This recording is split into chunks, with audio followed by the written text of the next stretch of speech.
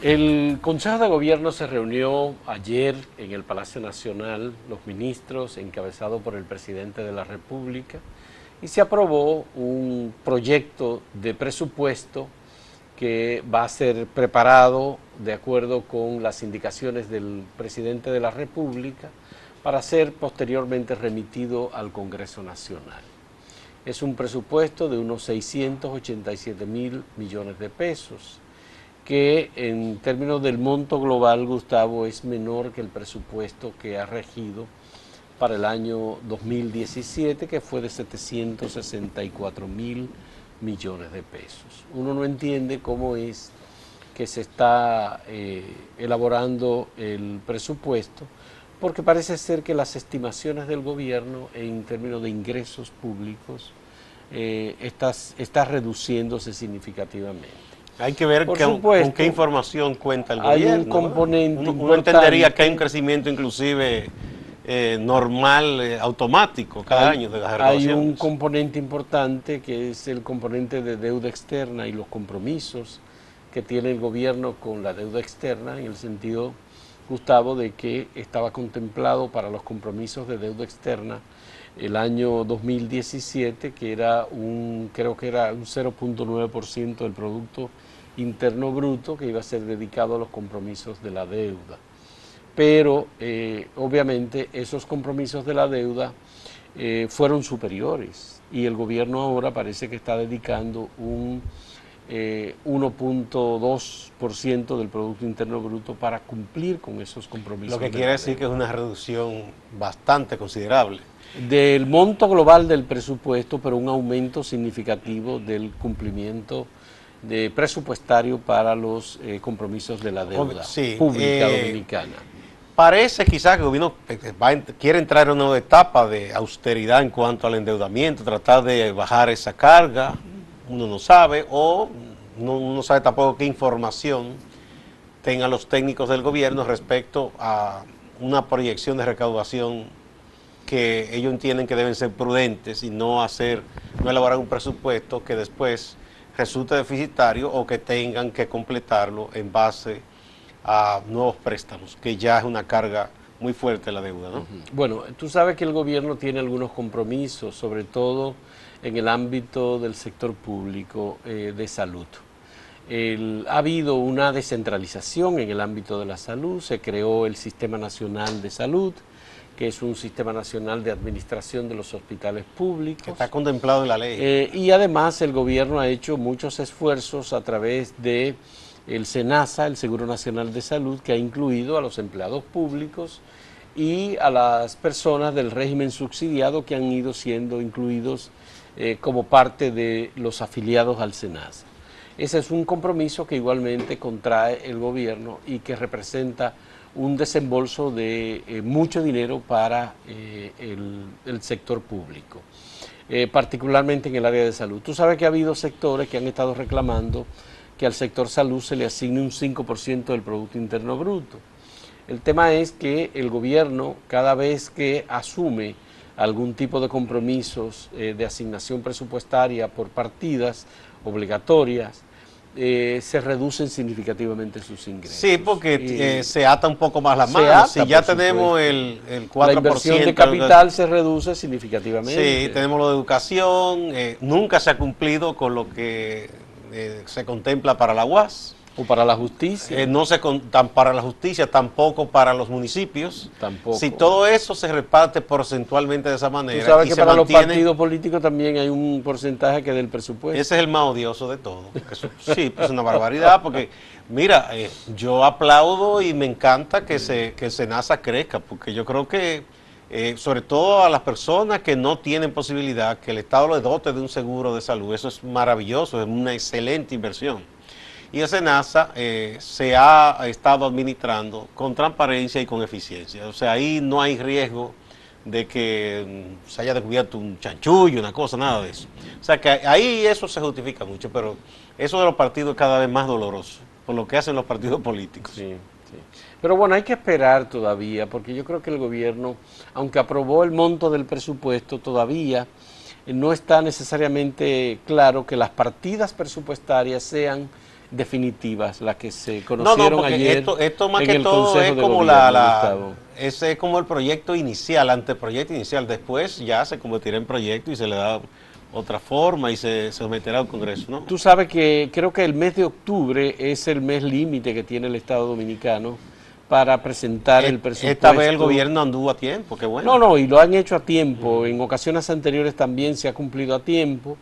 Lo que único que, Gustavo, que parece que en esta ocasión el momento es muy propicio para que el gobierno pueda dedicar algunos recursos más allá de lo que habitualmente se destinan para situaciones de emergencia. Sí, se habla de que se está contemplando eso. Porque en esta etapa sí. el presidente de la República ha recorrido desde el este hasta el norte, incluyendo el noroeste del país, las necesidades que tienen todas estas comunidades, y todavía ayer se estaba dando cuenta de la situación por la que están atravesando muchas comunidades que están incomunicadas o que están arropadas por las aguas. Y el presidente con muchas múltiples les ha hecho promesas a esas familias, promesas que deberán ser cumplidas con lo mínimo necesario. Por ejemplo, gente que perdió la vivienda, hay que buscar la manera de auxiliarlo, o que el camino, el puente que comunica a una comunidad con otra debe ser reparado. Sí. Pero de eso vamos a hablar, Gustavo, un poquito más adelante. Ahora, hay una preocupación muy alta, Gustavo. Lo ha expresado el Fondo Monetario Internacional, numerosos economistas han hablado del tema. Creo que hasta el propio ministro de Economía y Planificación, Isidoro Santana, se ha referido al tema del endeudamiento público. No solamente el endeudamiento externo, el endeudamiento público. El Estado ha asumido compromisos y ha emitido bonos con deuda pública que sobrepasa su capacidad. En el año 2017 los compromisos han sido de 114.000 millones de pesos nada más que del pago de los intereses. Eso representó para el año 2017, hasta ahora hay que ver cómo se hace, al final los ajustes, aproximadamente un 22% del presupuesto nacional. Bueno, lo que organismos como el Fondo han dicho también es que es necesario aquí que se reforme todo lo que tiene que ver con la presión tributaria y todo eso, ¿no? Baja que el gobierno y otros no han querido meterle mano a eso, es un tema delicado. No es solamente delicado, es también odioso y preocupante si usted tiene aspiraciones políticas. No, pero también porque yo pienso que hay momentos, hay coyunturas en que a la gente le resulta todavía más odioso el tema, ¿verdad? Porque con todo este escándalo que ha habido, que le vengan a decir a la gente que tiene que pagar más impuestos, no cae bien. No, pero no es el hecho de que tengan que decir que tienen que pagar más impuestos. Tú sabes que el gobierno, una de las cosas que podría hacer es, en el caso de los alimentos, en el caso de las medicinas, en el caso de los servicios educativos, esa es una posibilidad y es lo que se ha estado contemplando. Imponerle ITEVI. Que es ponerle el ITEVI a esos servicios. Bueno, hay una propuesta que han hecho muchos técnicos, entre ellos el ingeniero Carán, de que se baje la tasa y que se amplíe la base del ITEVI. Para evitar la evasión y que en caso específico haya después una devolución. Lo que pasa es que el Estado Dominicano nunca devuelve en ese aspecto. Hacen de que unos créditos que uno nunca los ve. Con eso, el que cuente con eso aquí de que le va a devolver dinero. Pero bueno, lo que todo el mundo dice y los economistas dicen, ahí está hablando Luis Reyes, el director del presupuesto. Gustavo, lo que todo el mundo dice es que el presupuesto de la República, en este caso nuestro dominicano, es un instrumento de desarrollo y es el instrumento más idóneo que tiene el gobierno para redistribuir la riqueza pública. Bueno, esa es la parte chistosa de esa historia. No es la parte chistosa. No, porque eso nunca se hace así. Nunca se hace así. Lo que hacen es que los gobiernos tienen una visión. Balaguer, de hecho, prácticamente era una formalidad. El presupuesto se comiencen a construir a los locos, a tontas y a locas. Y así los gobiernos se fijan meta en ciertas cosas. Por ejemplo, este gobierno tiene como su proyecto principal Punta Catalina. Y llueva, trueno, vente, ese proyecto va hacia adelante.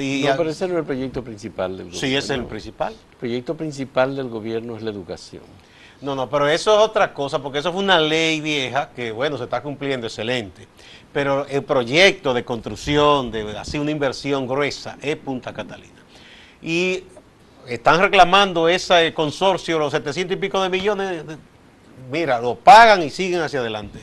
Bueno, hay que pagarlo. Sí, bueno, yo no sé, no, el gobierno dice que no lo va a pagar, vamos a ver si eso llega a una litis o lo que sea, pero el caso es Mira, que... jurídicamente no hay forma de evitar el pago de esos. Yo no sé, yo no sé, pueden ser que se lleguen a una negociación y lo partan por la mitad, depende, pero de todo Pero el gobierno modos, lo va a pagar feliz y contento y va a seguir con Punta Catalina porque eso es un proyecto que el gobierno quiere. Sí. Eso es lo que hace regularmente los gobiernos nuestros. Que, por ejemplo, el presidente Fernández, tú recuerdas que es el proyecto que más entendió dolor que de había que cabeza. instalar computadoras. Y se instalaron computadoras en muchísimos lugares. Sí, pero este gobierno tiene República Digital y ahora es que está incluido en este presupuesto. Pero ese no conlleva, República Digital. Pero ese es un proyecto más a largo plazo, no es una cosa, una inversión gruesa momentánea. Porque eso conlleva una serie de cosas, la zona Wi-Fi, eso ya es un proyecto más a largo plazo. Ya. Pero bueno, de todos modos hay que estudiar el presupuesto, hay que ver cuáles son las partidas, dónde están los puntos importantes, porque, por ejemplo, hay dinero que es como tirarlo al zafacón y eso está incluido en el presupuesto. Tú sabes que el dinero que se otorga para el subsidio eléctrico es un dinero que se pierde y que no tiene forma de recuperarse, porque esa es la peor de las inversiones que puede hacer el gobierno. Pero con eso... O el subsidio que se otorga a algunas carreteras concesionadas. Por ejemplo, a la carretera Juan Pablo II, que es la autopista que va desde Santo Domingo hasta Samaná. El tema de los subsidios aquí también ese es otro dolor de cabeza, que yo no veo que ningún gobierno esté de verdad interesado en desmontar eso. Ya. Porque, o sea, o tú quitas subsidio a todo el mundo, o algo haces, pero tú no puedes privilegiar a un sector y a otro no. Así no se puede. Bueno, son de las dificultades que tenemos. Hacemos una pausa.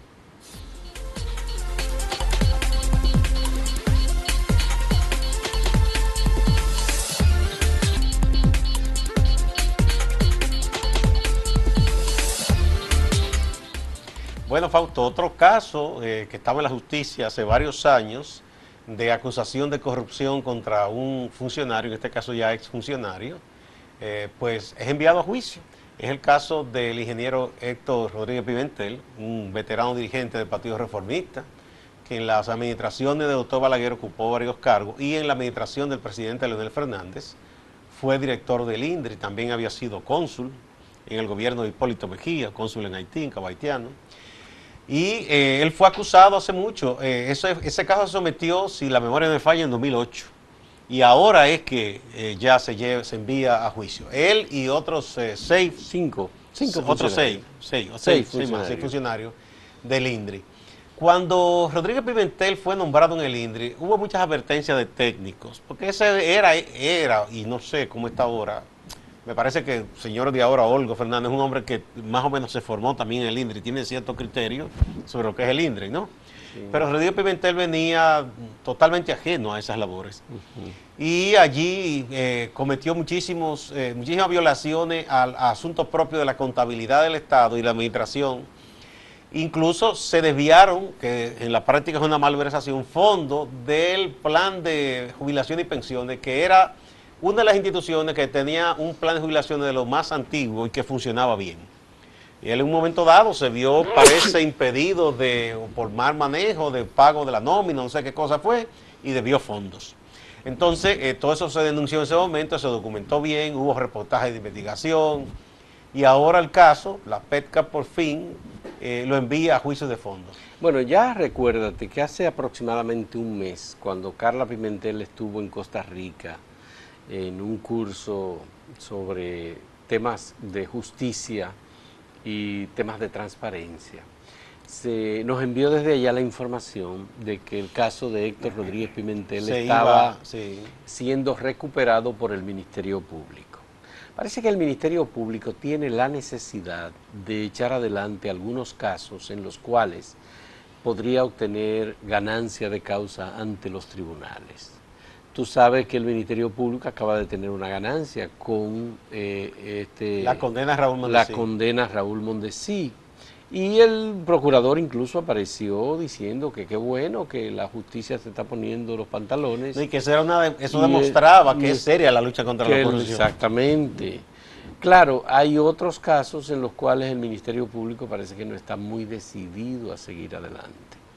Verbigracia. Verbigracia, el caso de Brecht, o Verbigracia, el caso Los Tucanos, que están ahí. Con ese se han dado vuelta. Que le han dado mucha vuelta. Entonces, obviamente, esto es un interés del Ministerio Público recuperando cosas que están en el pasado. Pero hay muchos otros casos en los cuales el Ministerio Público puede perfectamente seguir adelante.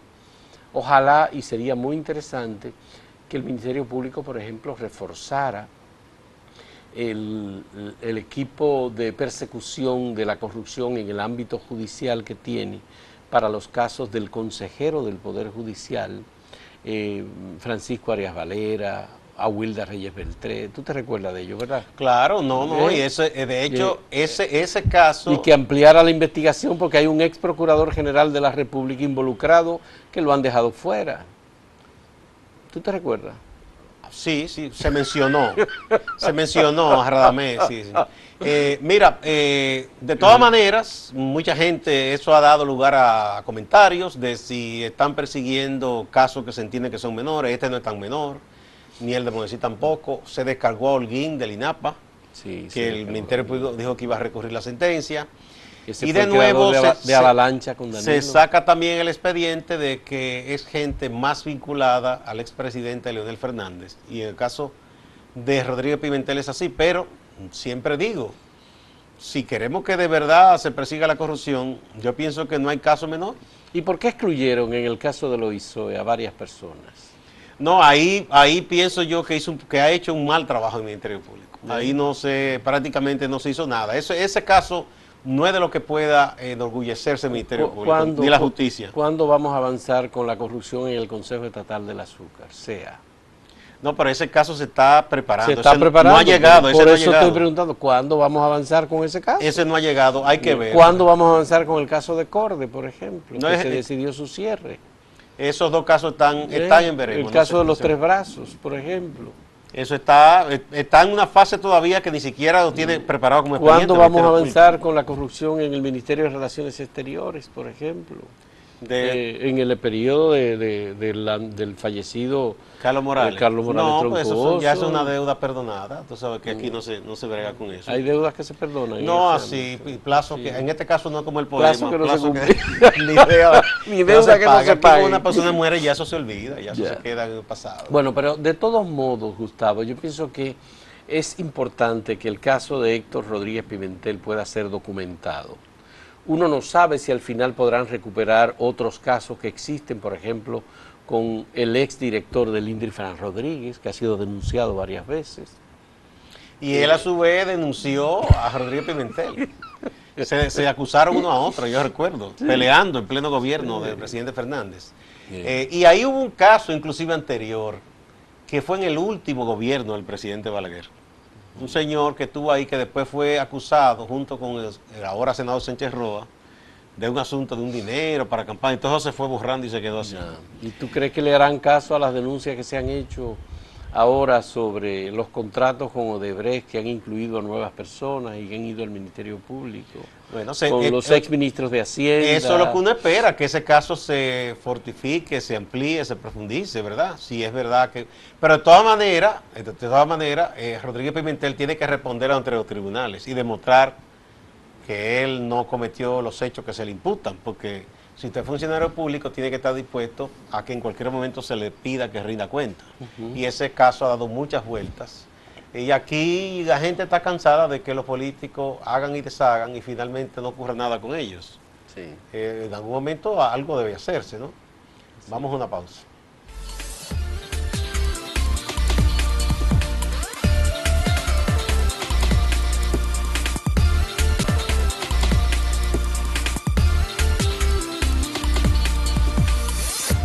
El país no ha salido todavía de los problemas que tiene. Ahora es que estamos descubriendo que tenemos mucho más problemas de los que teníamos inicialmente luego del paso de Irma y de María.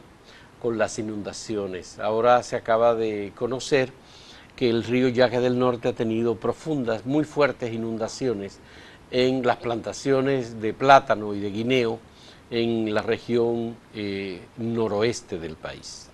Y eso, por supuesto, que tiene una repercusión muy fuerte, sobre todo para las exportaciones de unas compañías que se han establecido precisamente en esa zona. Hay muchas empresas, hay muchos campesinos y muchas fincas dedicadas nada más que exclusivamente a la producción de plátano y de guineo. Y desde allí, desde esa zona de Montecristi, Dajabón, se exportan millones y millones de plátanos y guineos hacia Europa principalmente. El Yaque del Norte, Gustavo, está desbordado, las plantaciones se han caído, están destruidas, son muchas las aguas que han afectado especialmente la agricultura. Esta es una vista aérea que recibimos del empresario Fernando Capellán, que ha estado recorriendo esa zona y que nos ha ofrecido precisamente estas imágenes sobre cómo es el desbordamiento del río Yaque. Bueno, ahí sí que hay un daño muy costoso, porque hay que recordar que República Dominicana ha logrado con éxito un nicho en el mercado del banano orgánico, y es en esa zona que se produce. Así es. Esa zona de Manzanillo, La Cruz, esas comunidades por ahí. Y con esto, pues, es un gravísimo daño. Uno espera que no se pierda todo, ¿no? Pero necesariamente hay que primero tratar de esperar que esas aguas bajen, y luego hay que examinar esos terrenos como quedaron, todas esas cosas, las instalaciones de algunos de los centros de acopio de esos bananos, y ver qué se puede hacer para ayudar a que esa gente recupere rápidamente la capacidad de producción, porque ese es el modo de vida de muchas familias, mujeres, hombres que trabajan en las plantaciones y en el empaque de esos bananos. Es muy lamentable, muy triste que ocurra esto. El problema, Gustavo, es la saturación de los suelos por un lado. Y sigue lloviendo. Y el hecho de que sigue lloviendo. Hoy, por ejemplo, la capital dominicana es un caos cada vez que llueve. Todo el mundo hoy tuvo problemas en la mañana transportándose, porque es un caos, el tapón, calles que se llenan de agua. Y ya sabemos la imprudencia con que se maneja. Nadie quiere ceder. En el caso de los que vivimos en Santo Domingo, sí, pero en los lugares en donde se produce arroz o se produce plátano, no, se produce más lluvia, eso es más problema, porque los terrenos están ya saturados. Saturados. Mira cómo están el Bajo Yuna, por ejemplo, es probable que se pierda, si no totalmente, una parte importante de la presente cosecha otoño-invierno de arroz, que es la zona donde se produce el mejor arroz. Ya. Arroz. ¿Tú recuerdas, hace 2 años tuvimos una crisis con la producción de plátano, que fueron destruidas por unos ventarrones que azotaron precisamente la zona sur del país? Todo, sí. Bueno, pues hubo muchas dificultades y lo que costaba conseguir un plátano. Y además porque primero una sequía que los redujo a la nada. Parecían cositas pequeñas, aún los plátanos de Barahona y Neiva, ¿no? Bueno, pues parece que alguna gente que se dedica a la importación privilegiada de productos agrícolas va a tener muchas ganancias en este año que viene, entonces. Bueno, corresponde al gobierno evitar esos privilegios, ¿no? Sí, porque ya tenemos demasiado. Aquí, por ejemplo, la compañera Maricela Gutiérrez está escribiendo unos reportajes de productores que está hablando lo que está ocurriendo en el campo. Productores, por ejemplo, de ajo en Constanza, productores de habichuela en San Juan, que dicen que ellos prácticamente están en la ruina, porque cuando les va bien con una cosecha, así que producen mucho, aparece el mercado inundado de productos de los que ellos producen, importados, no se sabe por quién. Bueno, con los papeles que ha estado enviando el señor Fañas, que tiene un problema judicial con José Ramón Peralta, el ministro de la Presidencia, Leonardo Fañas, del PRM, lo que ha entregado son unos documentos en donde tú ves en un solo día que se emiten 23 autorizaciones, 24, 30 autorizaciones de importación de productos agrícolas a compañías que, según Faña, están vinculadas con el ministro de la Presidencia. Y que han brotado de la noche a la mañana. Sí. Esa compañía. Entonces, obviamente es un problema muy serio, una dificultad muy grande, pero lo peor es que estas inundaciones y estas lluvias están dañando la agricultura local. Claro, y no solo en la producción misma de las cosechas actuales, sino que también los terrenos después deben ser reparados. alineados, todas esas cosas. Se requiere una intervención técnica y que debe hacerse el INDRI, el IAD, la Agricultura. Así es. Bueno, señores, muchas gracias. Hasta mañana.